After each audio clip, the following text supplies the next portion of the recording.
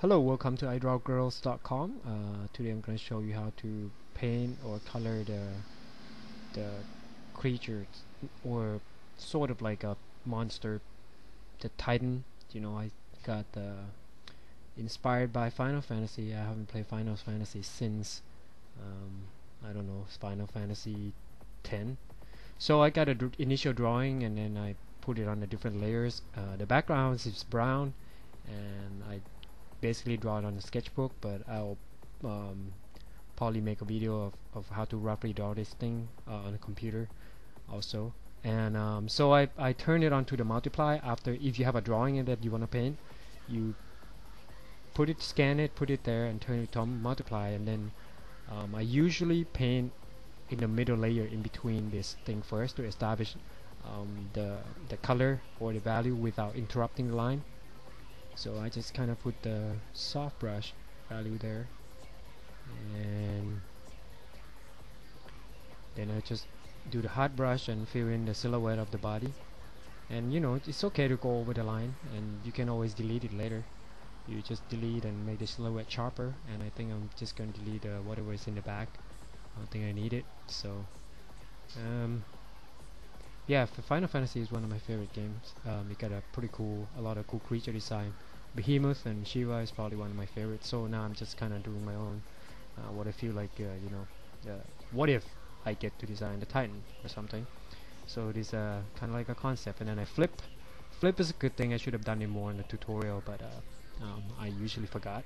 And flip would tell you, like, what's wrong with the picture and stuff. And now I'm adding the cool and the warm tone into the picture, but then I realize maybe this is gonna take too long if I play around with the cool and warm color, so I just take the color out, and I'm just gonna make it sort of like a monochromatic or the two color scheme or something like that without using the cool and warm light.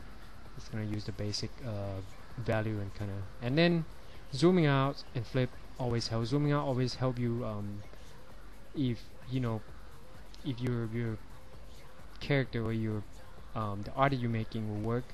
Zoom out would help. If it's really from far away, then it usually works well, like I always mention in the video. So now I'm putting the color on it.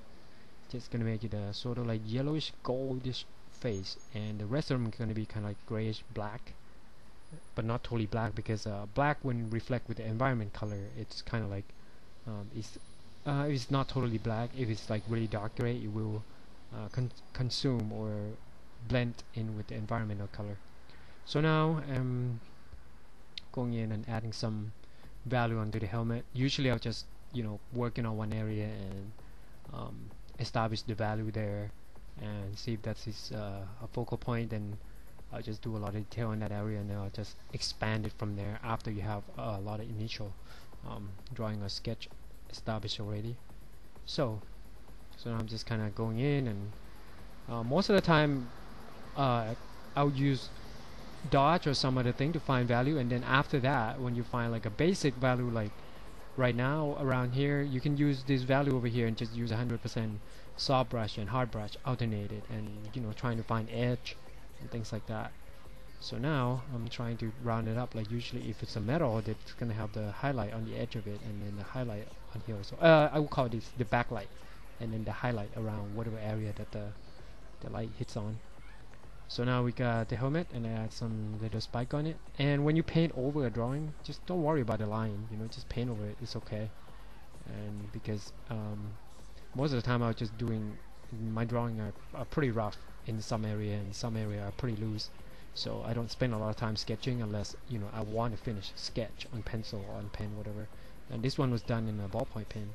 So now I'm just kind of trying to find a value within the helmet, and just kind of keep painting it and bring the horn out, because I mean in pencil drawing it's pretty hard to pull this kind of stuff off, because the value are pretty similar, but in painting or in digital painting you can always push it back using a soft edge and making a really hard edge or a high contrast on or a stronger value on the object that's close to you. So now I'm just kind of going in and doing the helmet with the highlight. So now it's begun to look more like metal.